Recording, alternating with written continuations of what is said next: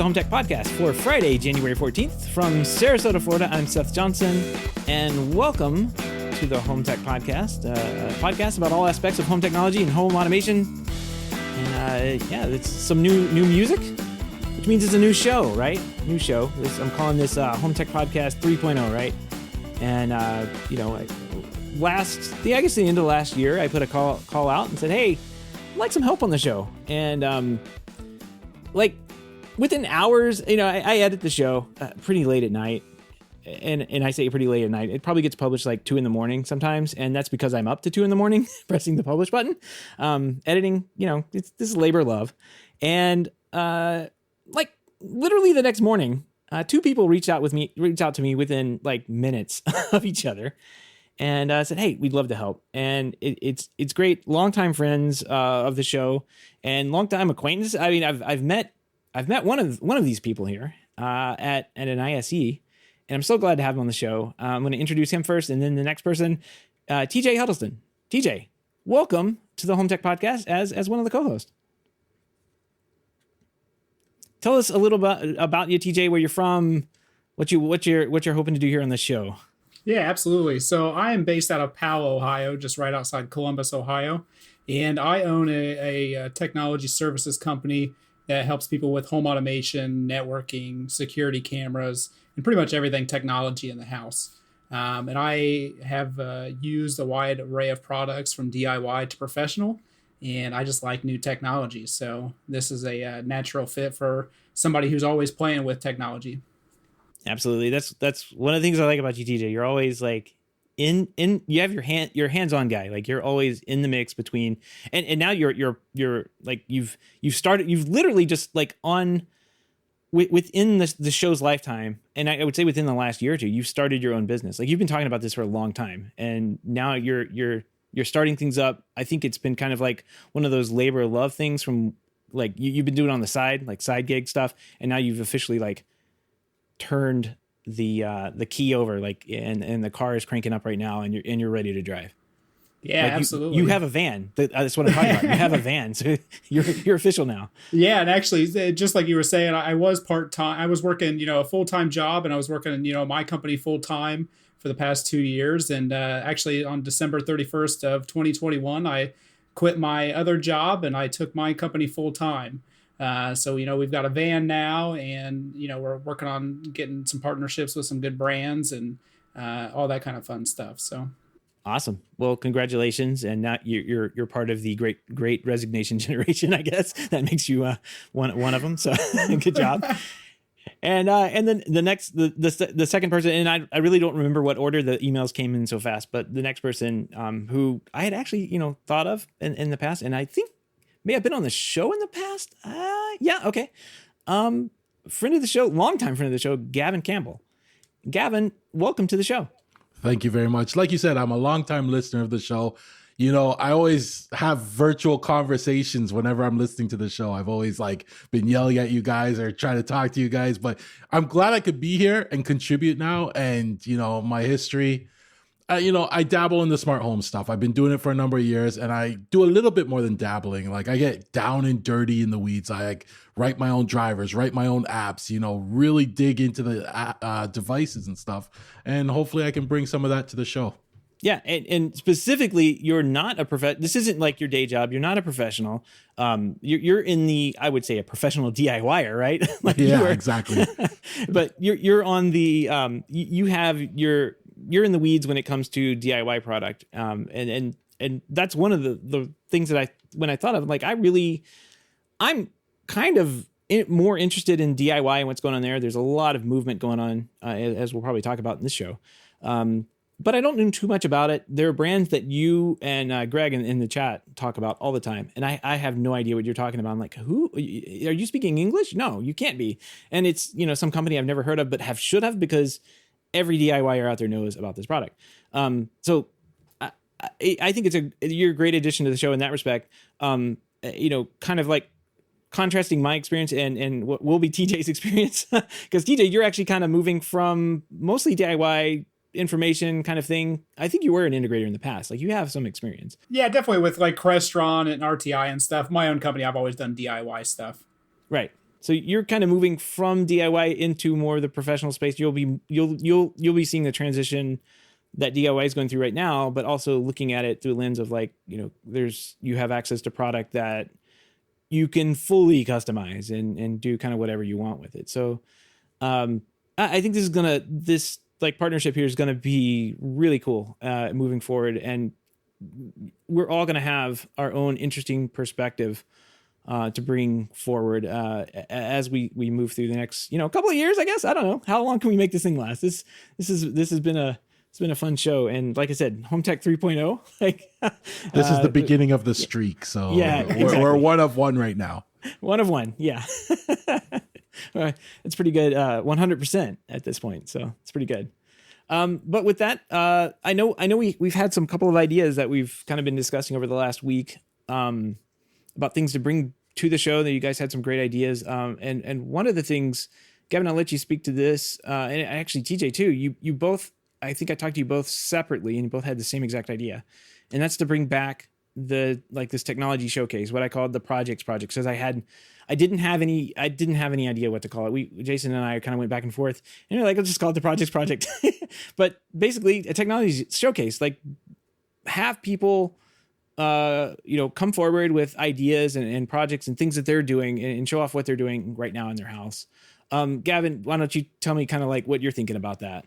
Oh yeah, I think that's when I was first on the show, I was doing a projects, a number of years ago. So that's how I kind of got involved on the first episode. But I always like to see what people are doing out there, how they're doing it, the problems they're facing and stuff like that. And this is a great way to get to talk with the community. And feel free to reach out to us. We're here to help. Yep, we all have emails now too, right? So feedback at HomeTech.fm will probably reach all of us. By the time this episode airs, I'll make a note to do that. But that's one quick way to get to us. And then also we all have emails, Seth at HomeTech.fm, TJ at HomeTech.fm, and Gavin, Gavin at HomeTech.fm. Reach out to us. There is going to be a link in the show notes. I'll put that in there for that project page. And you can go and let us I don't care if it's like DIY, if you're doing like a little really like unique project, or heck, if you're just like proud of how you hung your TV, or if you're like a full like professional doing a massive like 35,000 square foot home, like and there's some unique aspect to as if a 35,000 square foot home wouldn't be unique enough. You have some unique thing you want to show off. Let us know. Like we if you can, we would love to see what everybody's doing. And like Gavin said, see what pain points and, problems you might be running into, and the solutions you found for those problems. Like that's generally where this technology, at least for me, comes from. I have a problem. How can I invest money into electronics to solve it? It's kind of how I approach things, right? I think we probably all have the same mentality there. But with that said, guys, why don't we do some quick HomeTech headlines? Let's do it. Well, first up, it's happened again. Integrators and manufacturers will have to wait a little while longer before heading to Barcelona and attend ISE 2022. Integrated Systems Events has announced a 3-month postponement of the industry trade show and conference that was scheduled to take place, I think, right in February. Right now, it's going to take place in May, so May 10th through 13th. Thanks to the increasing impact of the Omicron variant of COVID-19 over in Spain. And after a consultation with ISE exhibitors and visitors, they decided to delay the in-person event in hopes of keeping attendees safe and healthy. My opinion, not a bad idea. But I really have to worry about these shows. We saw CES had to punt as well. Well, CES kind of pulled way back because I think a lot of people canceled going, like major vendors canceled going to the show. But they also did kind of this last minute scramble to do kind of an online event thing. I'm not sure how that worked out. But yeah, I think these big shows we're seeing, like they can't make it happen. They can't get back into their groove. ISE was like massive, like what, 50, 70,000 people. Like it was huge, and probably the biggest event in the pro industry, because it spanned both residential and commercial, and just massive amounts of people in Europe and the States went and attended over in Amsterdam. They were moving. Everybody was excited about the move to Barcelona because it's a bigger venue and bigger city or a place to go, and it's Barcelona, so why wouldn't you want to go there? And they just haven't been able to get up on that horse and get everybody to Spain. So, guys, what do you think? TJ, what do you think about this? And what do you think about, trade shows here in the States moving forward? I don't see any trade shows, big trade shows at least, happening in the full scale that everybody thinks they're going to happen this year. So I think we'll see more of, scaling back, either, postponing or, ending a day or two early for a lot of these giant trade shows. And honestly, I don't think you need to have a lot of trade shows anyway. Like CES is kind of cool because you get to see, futuristic products and stuff, but a lot of stuff you see in there doesn't actually materialize. So it's cool to read about it and cool to see about it, but a lot of the stuff I think you can see it online and gain about the same thing. Yeah, Gavin, what do you think? You're gonna see more events like this, getting pushed out, getting canceled, because no matter what, people are gonna be hesitant to going to them, and you need the people there, you need the vendors there. And right now, a lot of people are finding other ways to present their products virtually that they don't need a trade show to go to. So we'll see how it affects it in general, but it's always nice to go to a trade show and meet people too, right? Yeah, definitely missed that aspect of it. I don't know about anything else. Like, why can't we just have a big party, Yeah, the rest of the trade shows usually isn't that great. So yeah, exactly. It's the social interaction that we all miss. So yep. All right, well, moving on here. A new security bulletin is out about a couple of Silicon Labs Z-Wave chipsets that do not support encryption, and they can actually be downgraded to use weaker encryption, and of course become vulnerable to a denial of service attack. Some of these vulnerabilities are inherent in the Z-Wave protocol specifications, and this could be a kind of a big issue with many Z-Wave devices are used both in DIY security as well as professional security systems. So this could kind of be a big issue if this attack can be leveraged to, I don't know, open someone's house. Gavin, are you worried about somebody attacking your Z-Wave network and breaking into your house? When it comes to my smart house, I don't, nothing's secure. There's so many vulnerabilities I probably don't even know about. The person just has to be in the vicinity of my Z-Wave network to be able to do this. To be totally safe, it looks like, all your devices have to be the latest chipset. They have to be running S2 encryption, and you're safe at that point. But the device manufacturers don't even have all this stuff implemented properly. There's so many bad devices out there that, it's going to be a pain to upgrade firmware. Z-Wave firmware upgrade is hard. You're going to have to upgrade hubs, their chips. It's going to be a lot of work. And this is going to be a messy thing because you're going to have a lot of people complaining about it, even though it's not really a huge deal. They're just always going to be complaining about the fact that it's still there. TJ, you're smiling. What do you think? Yeah, well, and that's definitely true for a lot of these smart home devices, or just IoT, I guess we can just call them, is that a lot of them will never be updated. So this will always be a problem for, a certain percentage of devices. I will say, though, as somebody that has Z-Wave all over my house, I'm not really worried about any of these, because if somebody's close enough to try to attack my Z-Wave network, I probably have bigger issues anyway. Right. They're probably going to try to break into my car or something else. So not really worried about them controlling my Z-Wave light bulbs.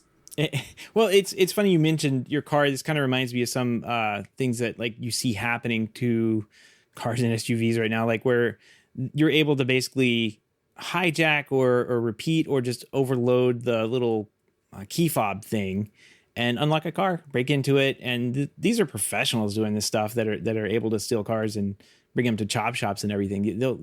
They have actual computers, onboard computers they can swap out of the car in under 6 minutes or something crazy, and they're out of the Target parking lot and your car's gone. So that kind of reminds me of that. If you have somebody close enough to do this that has the intent to break into your house, one, they're probably after something in the house that you're probably not using. It's probably a house that's a more rich target than somebody using DIY Zigbee security. I don't want to say anything, but like Z-Wave is for you and for me. It's but like I don't have anything in my house that I think anybody's going to break in for. So I don't know. maybe I'm just not the target of whoever's going to be using this. At least I don't think I am. All right, well, let's move on here. We're coming off the week of CES, and we definitely watched a ton. It's like CES is like a fire hose, and we watched a ton of we watched a ton of stories and stuff kind of flood the news over the past week. Some of it was funny, some of it was just eye rolling. Some of it was kind of cool, like that BMW car. I mean, it's eye rolling too, but there's a BMW car that can change the paint with like e-ink. So that's neat, but we're probably never going to see that. But that's what CES is all about: products that that are neat, and you probably never see. And if you do, TJ's holding his hand up and making this money gesture. It's going to cost you a lot of money. But that's what CES is for. I think this year, to a person that I've talked to, and I think everybody here on the show tonight agrees, Matter was the star of the show as far as the home automation world was going. And I really didn't hear very much of anything else. Like people in the tech press were talking about Matter and not, the BMW car and Matter. And I didn't really hear much else come out. So let's go back to Gavin. Gavin, why don't you kick this off and talk a little bit about what you thought about the Matter coverage at CES this year? It's amazing how much it gets covered for something that hasn't even been released yet. But it was definitely on everything. Every product that announced, one of the first questions was, does it support Matter? And I felt a lot of vendors had to mention Matter at some point for their product to be taken seriously. I'm still reserving my personal judgment about it until I get it in my hand, because it may work nice with one product, but when I start throwing 50 of them in my house, I don't know how it's going to react or what it's going to interfere with, or, I'm waiting to see. But it definitely was one of the biggest stories at the show. Yeah, I think TJ just mentioned this. Firmware updates. These are IoT type products. You're going to need firmware updates. They're going to stay on the Matter network. I'm sure there's going to be a vulnerability somewhere along the lines. You're going to need firmware updates. You're going to have bad product that gets introduced with this stamp of approval on it, and that may cause people to kind of move away from it. TJ, what did you think about? What did you think, and what did you like to? What did you see that was really neat? I guess that came out of the Matter announcements at CES. Well, definitely everybody just supporting Matter. And I think this is probably going to be the first major push that DIY home automation has really made since it really became a buzzword. Home automation has been around as we know it for decades at this point. But nobody's really been able to access it, minus like Z-Wave and Zigbee devices, which have never worked that great. So this is definitely the first push that we're seeing into the home automation space where everybody is partaking in it. And I think we'll actually see some real competition and some real devices coming out. It's really good that a lot of companies are supporting it. And I think that we'll go a lot further with all the support that's already behind it than we've already reached with like Z-Wave and Zigbee. Yeah, and you ran across this NXP chip. And that thing is great. It's an all-in-one chip. It is available to manufacturers. It comes with Wi-Fi 6, Bluetooth Low Energy 5.2, and Thread already built into it. I don't know what pricing is for it, but it's a nice, easy, chip that anybody can add to their products to just add those three into it. Yeah, that hopefully will make the onboarding of Matter. I mean, if something doesn't have Wi-Fi these days, I guess it's not really a smart home product. Very, very few things at this point don't. But for example, I mean, there were a number of products that were released. There was a Comcast announced a new router that was going to include Wi-Fi, 6E, Zigbee, and Matter. And that's kind of a big announcement because that's going to be on a ton of homes, right? Like a ton of homes are going to get this default router from Comcast that has a, what do they call it? A Matter edge router, which is basically just saying like it's a hub. There we go. To bridge all those devices together, and configure everything else up. So I think that's probably one of the like stronger stories that came out of Matter. I know we had a bunch of like smaller products, like Sync was like, we're building out this ecosystem, and oh yeah, we're gonna do Matter. Like everybody's like, oh yeah, we're gonna do that.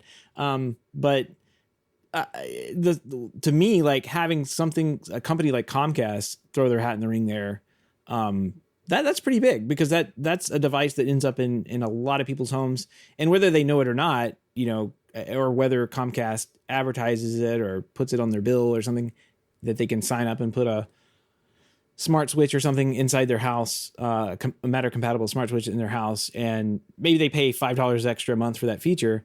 They'll be able to do it, right? Like you said, it's an access thing. So that's really cool. Singlid announced a smart bulb that was pretty interesting. Kind of falls in this that tracks your health. Gavin, you threw this on the board. Let's talk about this one. Yeah, so Singlid released a bulb. It tracks your health using radio waves, I believe.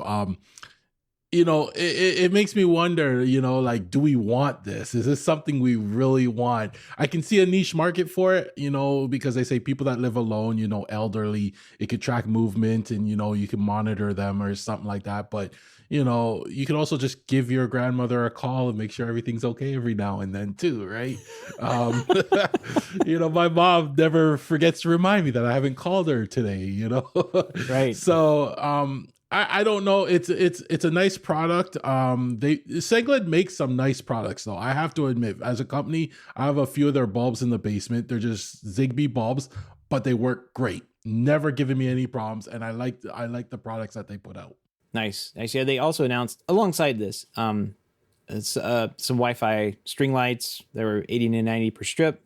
Available Q2, had music sync, a full color Wi-Fi Bluetooth connected LED lamp. That had like music sync as well. I can plug in to the power or run on battery for up to 8 hours. It's kind of neat. So costs $60 to $70. Let's see, Wi-Fi LED essential oil diffuser, because that's what everybody needs, right? And just make sure your oil diffusing is automated. Zigbee window and door sensor and a motion sensor for controlling smart lights.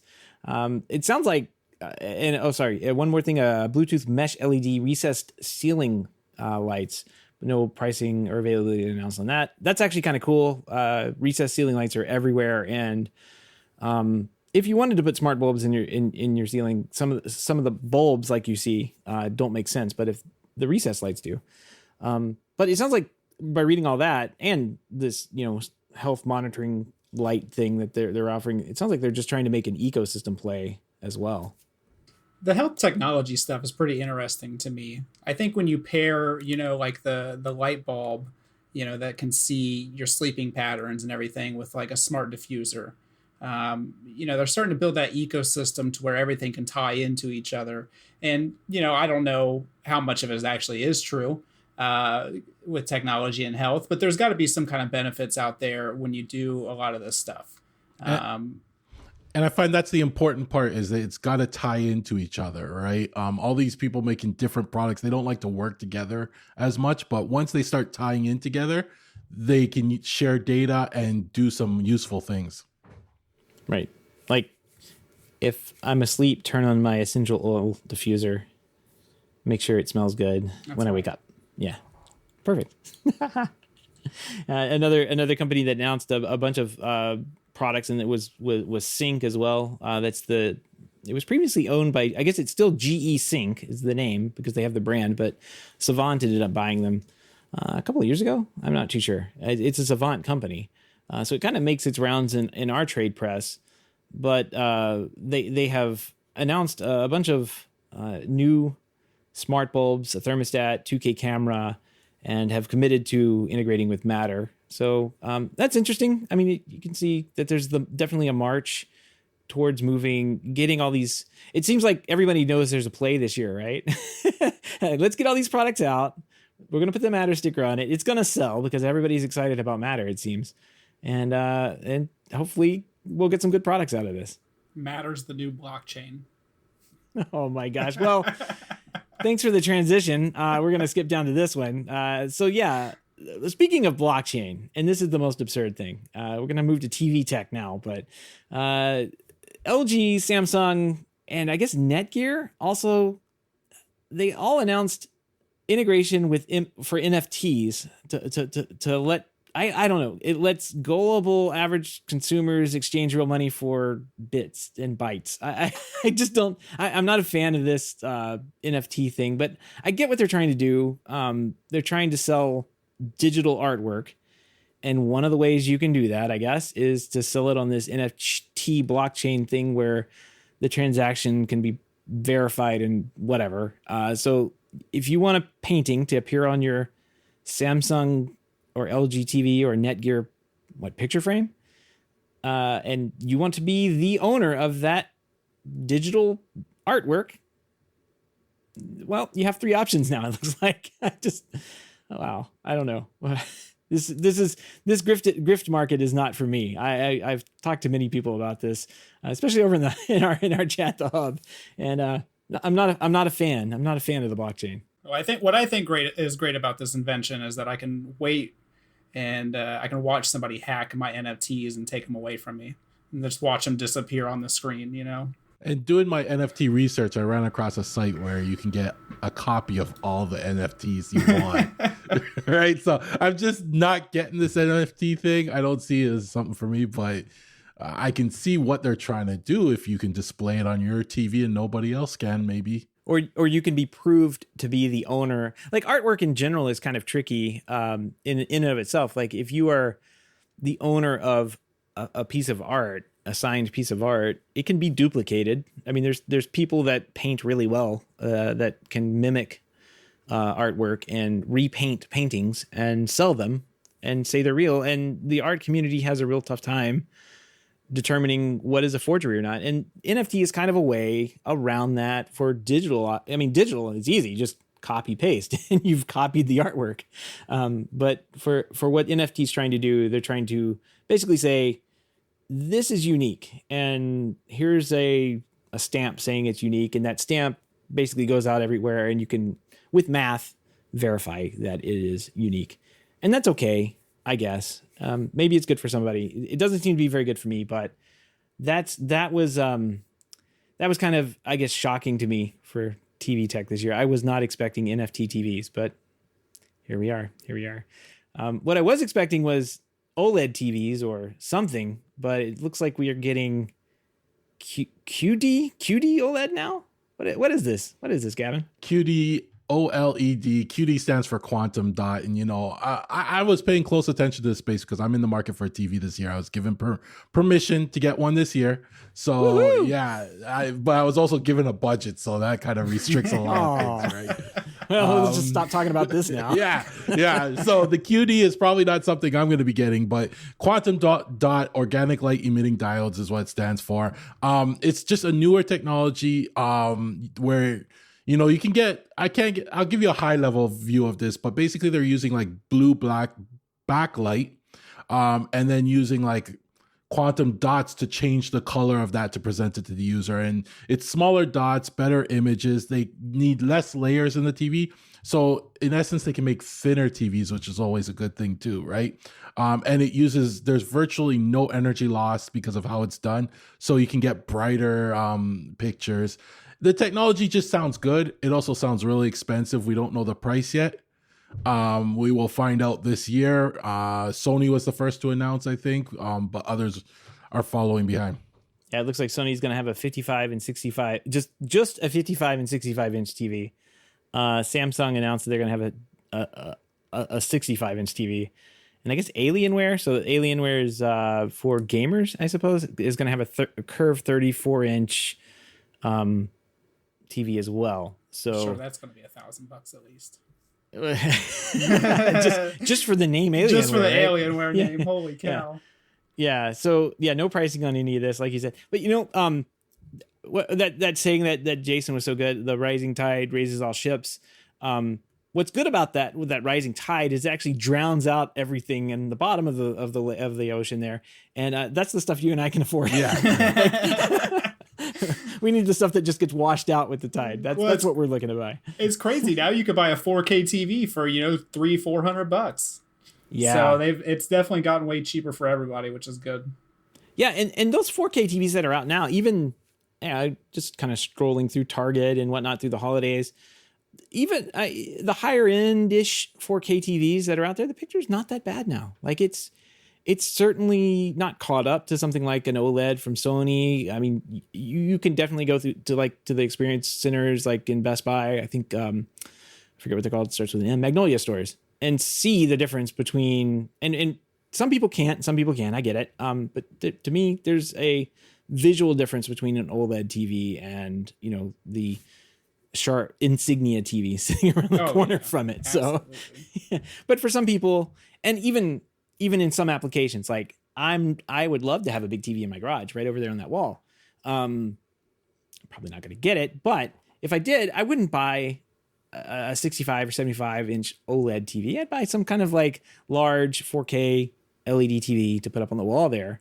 And it would probably, like you said, probably be like $300 or $400, and I wouldn't have to worry too much about it.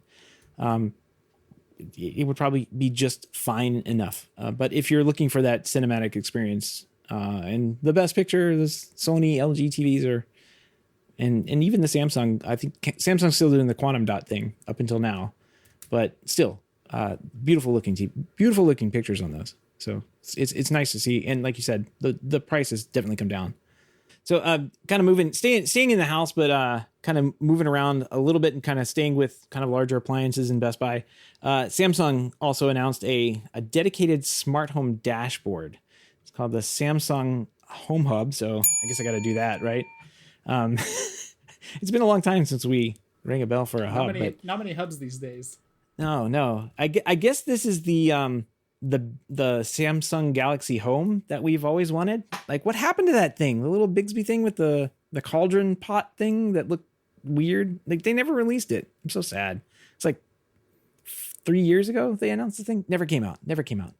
But this Home Hub is actually going to kind of bridge. It's more based around the software and smart things. But what they're aiming to do with this is integrate their smart home appliances with. So it's not so much, I guess it is a home automation play.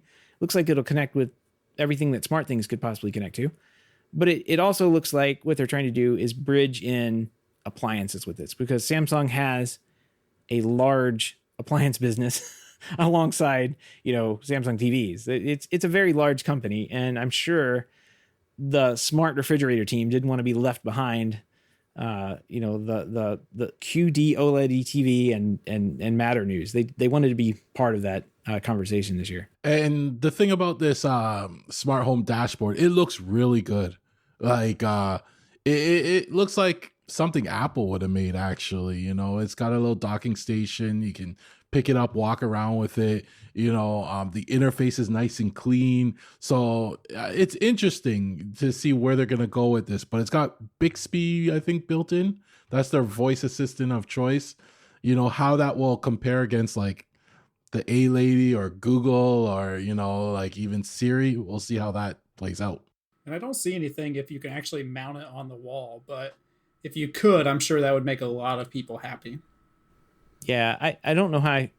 Countertop is a premium in a lot of homes, and these smart hub devices like the Echoes and even the HomePods take up a decent amount of space on the counter. I'd love to see something that you could mount up on a wall, especially like you said, Gavin, something that has a clean interface like this and looks as good as it does. This would be a welcome addition into people's home, and this is designed. They announced also that this HCA, what is it called, Home Connectivity Alliance. They're going to be pushing that as part of this. So it's kind of like another standard, so to speak, but it's going to integrate with the home appliances rather than, the Matter type devices are all going to be light bulbs and thermostats initially. I know there's not a Matter, profile or standard set up for energy integration or, like energy, monitoring and that kind of thing. So that would be a smart play for them to kind of like build that alongside Matter. Maybe Matter will catch up because it's not anything that Matter couldn't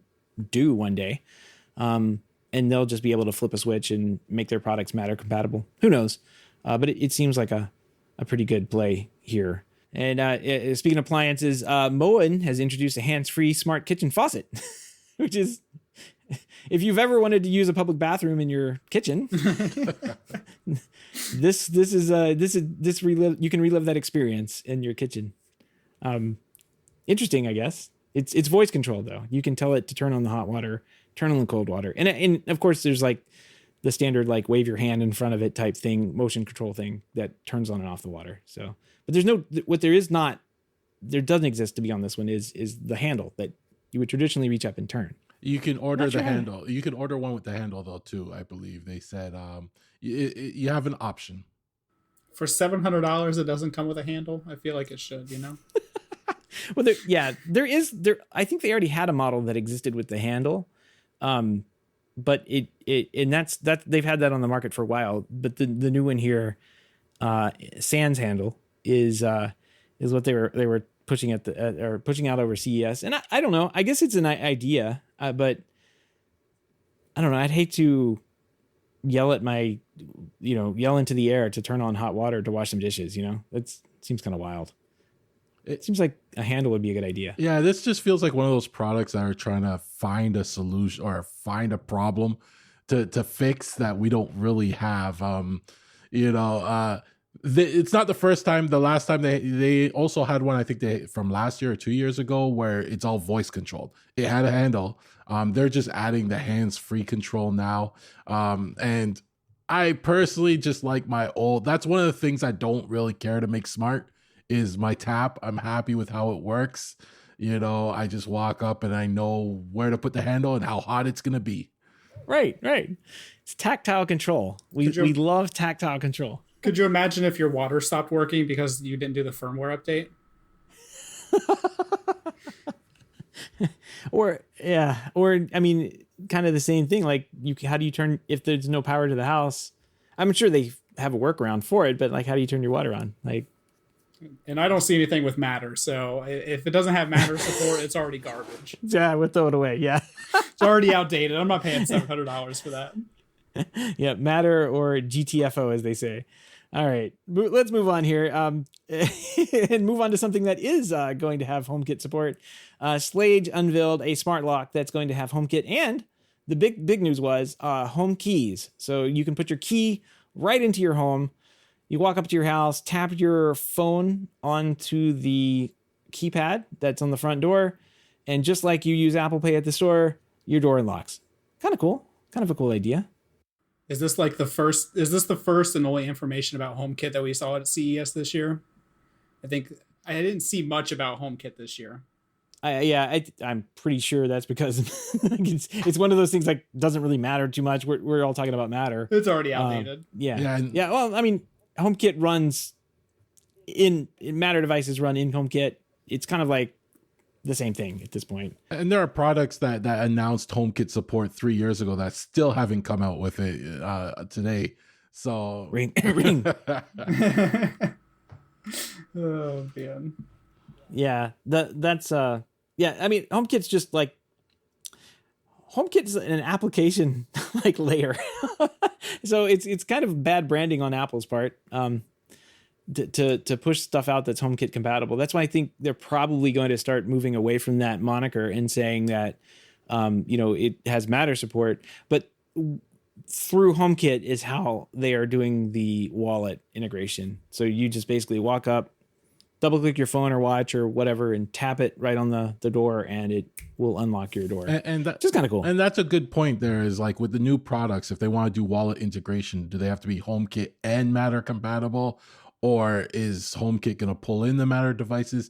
How all that's going to work is what I want to see.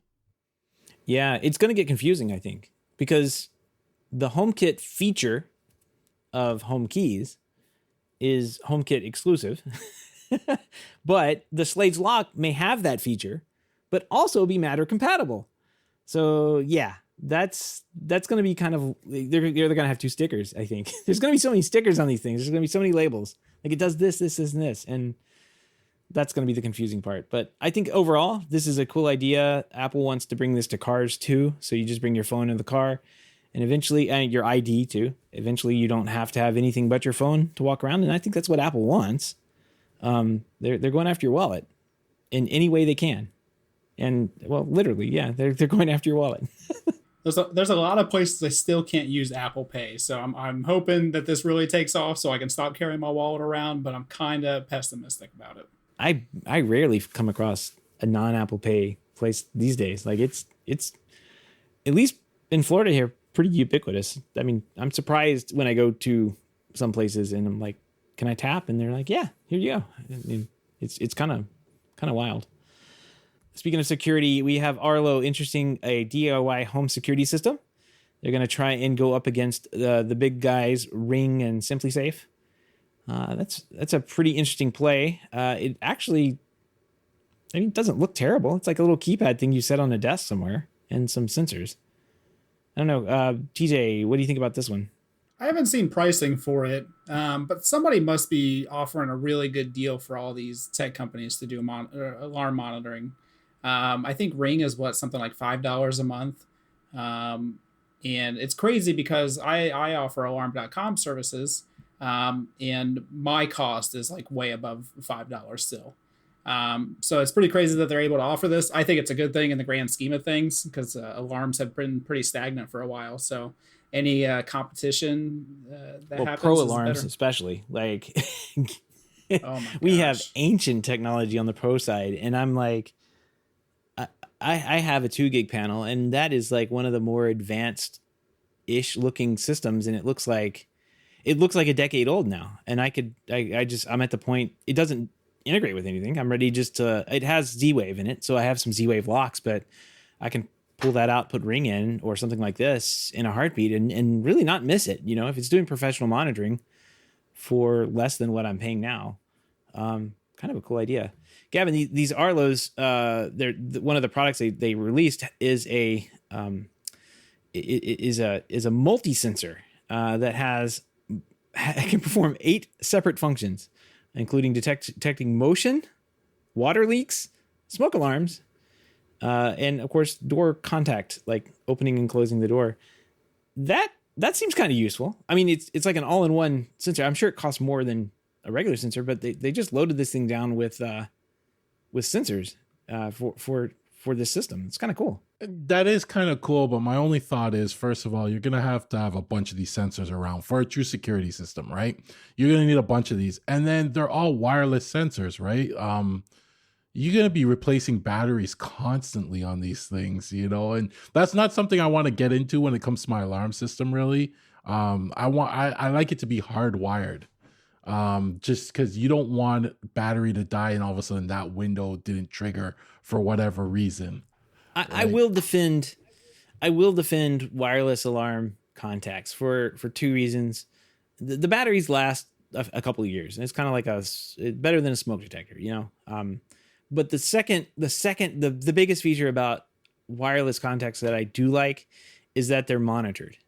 So when the battery is low, it tells you, like. And with the hardwire contact, it's very sensitive to things like lightning, and it may get knocked off or something. You may not even know it's not working, and you go and open your window and like, hey, the alarm didn't chirp at me, you know. So I do like the fact that with a wireless sensor, if everything's all good in the system, at least the system has some kind of like monitoring ability to get in there and say, are you working? And it can say yes or no. I mean, that's at a minimum, I think that's probably, I don't know about these in specifically, but I know like at least on like the DSC and 2 gig systems, there is some 2-way communication between those devices. I say 2 gig. Now I'm thinking about it. I'm pretty sure like when you open the door is the only time the thing will communicate. It just sends out a signal and that's it. So yeah, I think that's correct. These DIY alarm systems always amuse me though, because it seems like they should last a little bit longer than like the professional alarm systems, right? A lot of like the 2 gig and the Qualys and stuff, they run skinned Android. And it seems like, you know, every device that runs skinned Android after like a year or two gets progressively slower and like worse off. These ones don't have an interface. The Arlo security system doesn't even have an interface on it. It just has buttons. So you would think, you know, realistically, as long as they keep support up for it, it should last a little bit longer for the user. Yeah, I do like that you can take this one sensor, one SKU, and buy it and put it as like a water sensor if you need it. Water's a pretty big thing that a lot of people, including myself, don't think about. But when you have a water leak in the house, it does damage pretty quickly, like more damage than you want. And so having that ability to just toss that into an existing security system, and you don't have to buy like a separate system that integrates with your system or think about buying a different sensor. You just buy the same thing. I think that's a smart move. Moving on, Unify. It's just kind of maybe after CES. I want to say this was like Friday or Saturday. I saw this video. But Unify announced the G4 Doorbell Pro, and they put this YouTube video up. And I don't know if they announced it. It seems to be kind of in their early access stage, but they put a video up, and there's a video on like a public video on YouTube. So we're all going to watch that and pull our information from that. It's a 5 megapixel night vision camera, has a secondary 8 megapixel package camera that looks down at at people delivering packages, and you can see if your Amazon boxes are there. It's got a programmable display. I thought it's kind of cute how they showed that off. They put a little animated GIF of a dog on there smiling or something. It's got a little light, just like the current G4 doorbell on it. 1080p video, 30 frames a second, dual band Wi-Fi, and it also has a gigabit Ethernet connectivity via like a PoE USB adapter that you can put onto it.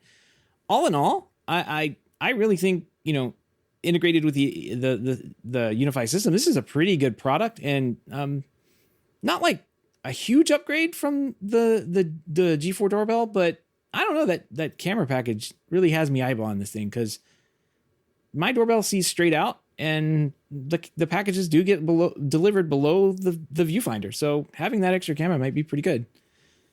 Gavin, what do you think? I really like the features. I'm a Unify fan now. You guys. Now you are. We got you. We got you. We converted, yeah. I'm warning people, if you hang out in the hub, you will spend money, because these guys have some cool tools and they'll introduce you to some stuff. And I just recently switched over to Unify, and I really like their products. They're good looking products. They integrate really nicely. Like, they're very easy to set up, and they have a whole solution of products. And this one, when I was looking at it, I liked the features that they were introducing in this. The fingerprint scanner was a really cool feature to build into a doorbell, right? I can see myself, I'm not going to get one, but I can see this being popular. Wait, yeah, it does have a I've missed that. Yeah, it has a fingerprint scanner on it. So you can, does this one have the fingerprint? I didn't see a fingerprint scanner. I thought they had that in the video. Huh. Yes, it was in the video. You'll see the fingerprint scanner. Weird. That's funny. It doesn't even mention it in the product description. Well, with Unify, it also could be there for a while before they fully activate it somehow. That's true. Well, I've been liking my G4 doorbell. I've got a unified G4 doorbell, and it's been working fine. I think I would upgrade to this simply for the fact that it does have a package camera as well. Yeah. I have been reading on the Reddit forums, though. A lot of people have been having issues with their G4 doorbells. So I don't know if that's a widespread thing, but that definitely seems to be a common issue with people's doorbells dying already. Don't say that. I just put mine in this year. Don't worry, I just sold about 2 or 3 to people as well. So yeah.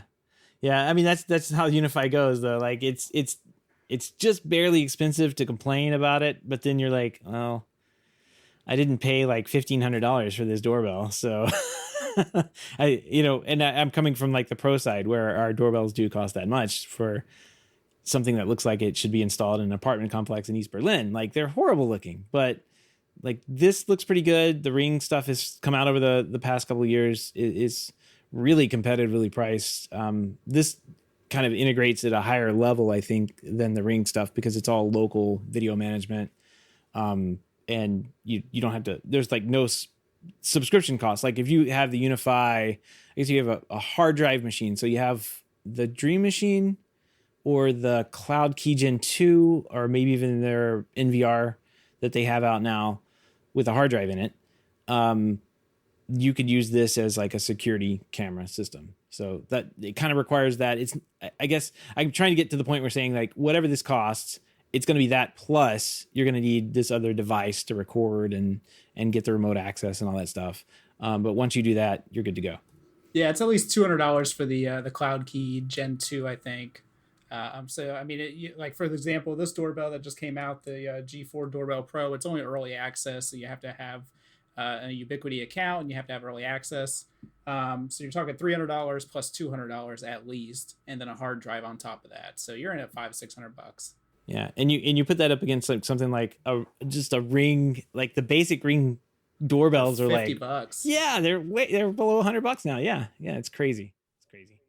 Basically, if you're already in the Unify ecosystem, this is just an add-on, that makes it worthwhile. But if you got to start fresh, you're going to be spending a lot of money. Yep. Gavin. I know. Technology's great. It's even better when you get to buy it with somebody else's wallet. Yeah, we were cheering you on from the sidelines for sure. Thanks.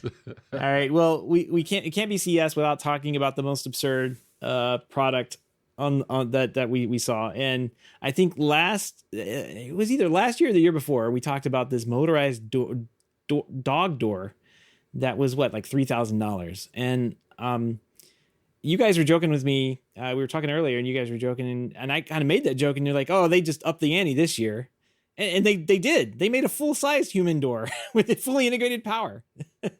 This is the Masonite, which is a door company, Empower or Empor smart door. It has integrated Ring doorbell. It's fully integrated power. It connects directly to your home power supply. It has battery backup. A smartphone app that helps control integrated lights that are in the door jamb, it seems, or the door frame. And it has a door position sensor as well. It's got an LED welcome light, a Ring video doorbell directly mounted into the front door, a Yale Home smart lock, and door state sensor, which I already talked about, and built into all this fiberglass door with a bunch of different style options. So now that we got you hooked on Unify, are you going to grab one of these, Gavin? Do I have to buy some other components for this all to work? I don't know, right? Like, it looks good. It actually looks, I could see some stuff though. I'm going to let TJ go first with this one though, because he was pointing out earlier all the bad things. Well, yeah, TJ, our resident locksmith friend here. So I think it's a great idea as an idea, right? Like, it totally makes sense that you would want a door that has all these pieces built in. But I can only imagine the service call in 10 years when you have to tell somebody that their door is outdated and they have to replace it, right? Or like they don't make like anything for the door anymore. So it's like, oh, well, now you have to mount a new video camera on top of this old video camera. Kind of like what we do with like intercoms now, right? I know. There's a product that came out not too long ago that mounted an Amazon. It was a CI product, and it had an amplifier and everything. I forget which company it was doing this, but they had like the Amazon Echo would get mounted in the ceiling and powered through low voltage wiring, and the same low voltage wiring ran back to the amplifier, and the amplifier powered the speakers. So essentially, you were taking the little Amazon Echo and using that and yelling up at the ceiling and having it play out through better speakers. Essentially, it was a way to put in a better sounding system than the little small Echo speaker.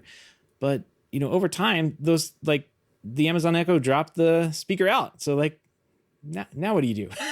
Like, you have this system, it doesn't run the latest Amazon Echo that you can pick up for like $40. You just forget about that thing and go back to using the $40, $20 Echo. Like, I don't know. Like that's always my problem with these type of things. It's always a good idea, but the longevity of it, I always question. So, and I think this is only dealer access only. So it's not like a homeowner is going to be able to go out and buy it.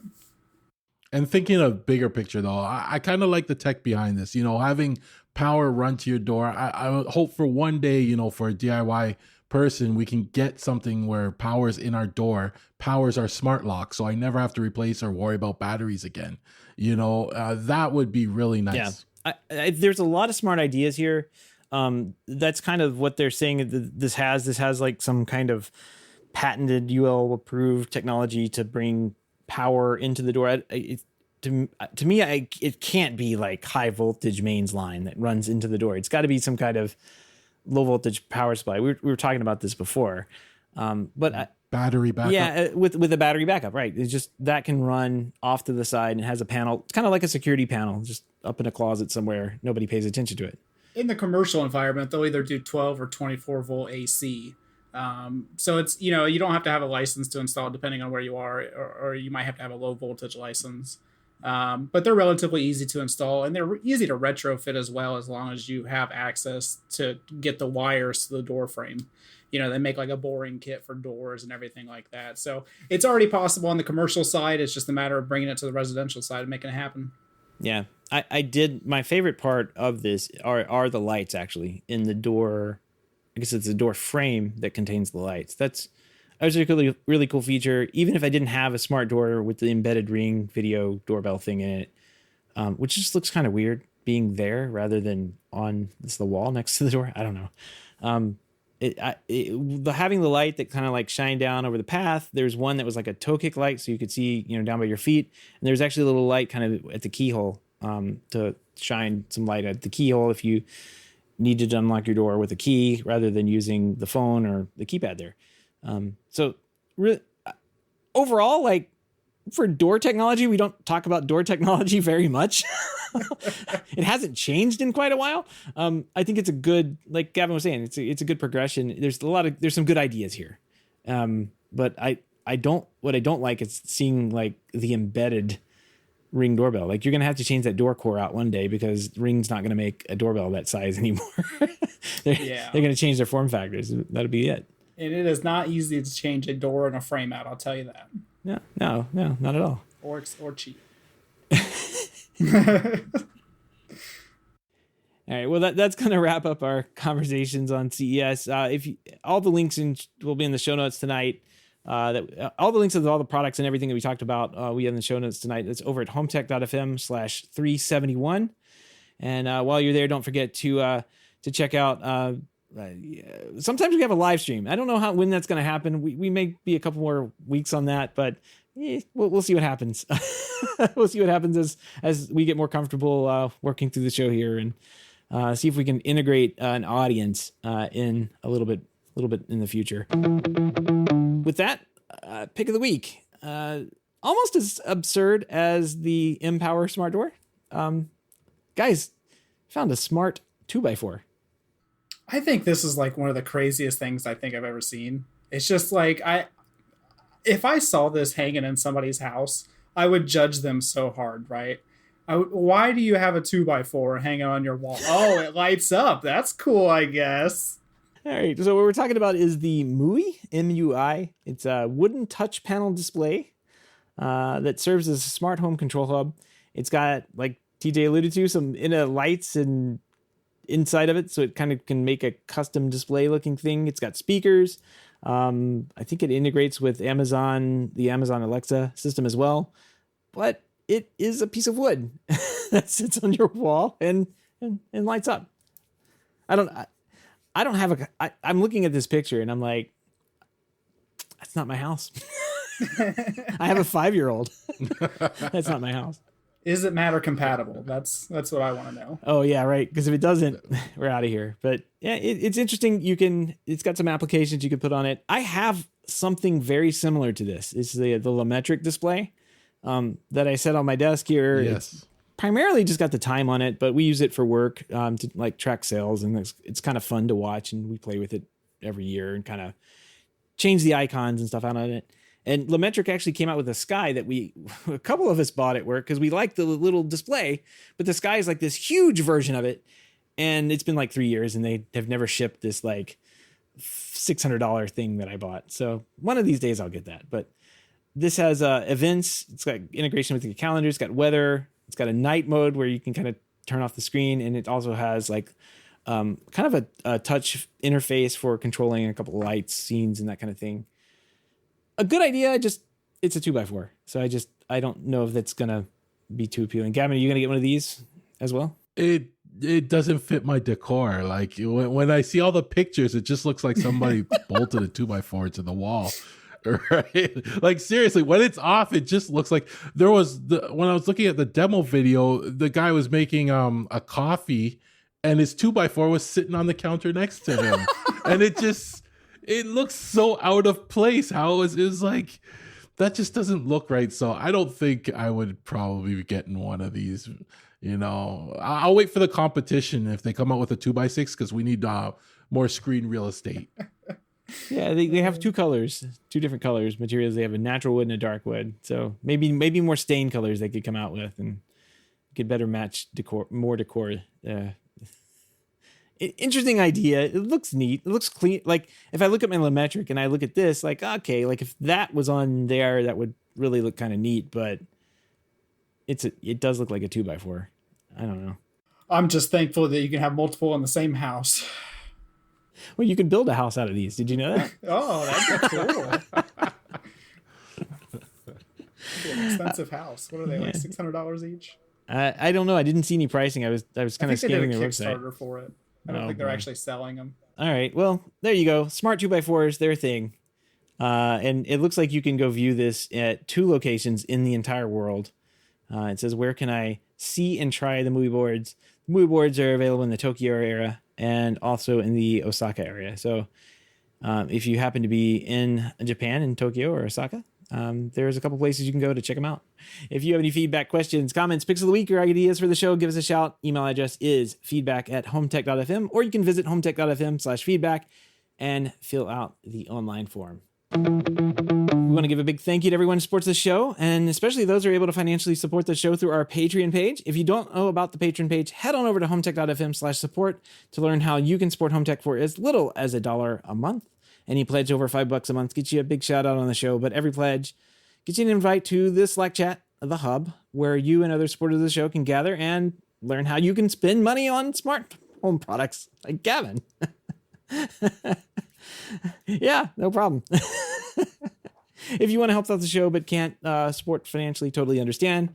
We just tell your friends, tell your family to listen, and throw 5 stars on whatever podcast app you have. Over in iTunes, I think it's 5 stars, and some of them are just thumbs up and that kind of thing. But those ratings help people find the show. We'd appreciate it. All right, guys, that wraps up the first episode of 3-host Home Tech. It was a lot of fun. That wasn't a lot awful. of fun. Yeah. We're no practice too, so. Yeah. We just like dove into this. Like, here's a bunch of stories. Let's go. No, it did well. We're 1 of 1. We're gonna do this again next week. Oh man, one and done. I didn't know it was multiple weeks. Oh man, that was so much work.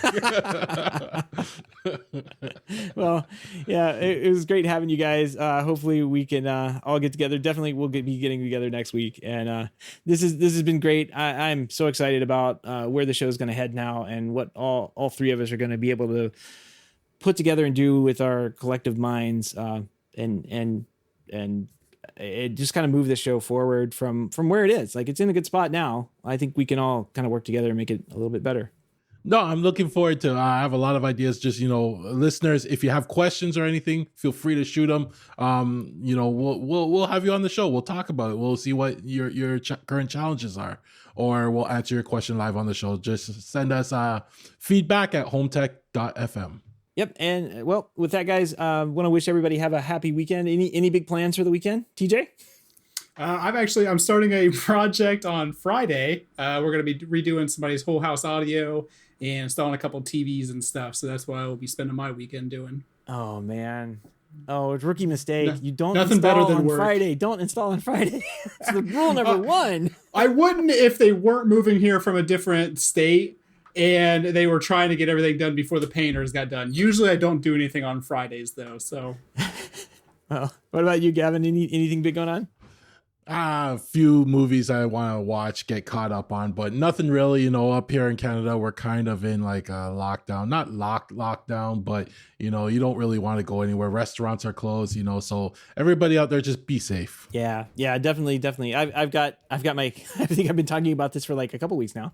But I've got the Christmas lights to still take down. They're still in the front of the house. I keep punting that on the weekends, and it's been beautiful. Like it's like 66 degrees out there right now, which is what, below 20 for you, Gavin. That's a not 20 below, but below 20. Yes, yeah, okay. and it's been beautiful the last couple of days, and I have been either like cooped up in a car or cooped up inside. And I was like, I want to get outside. It's so nice, but the week has not cooperated with me. So hopefully I can get out there and yank those lights off the house, because they're going to be up there for next year if I don't get to them soon. Just leave them on. Yeah. Well, thanks everybody. Thanks everybody for listening, and have a great weekend.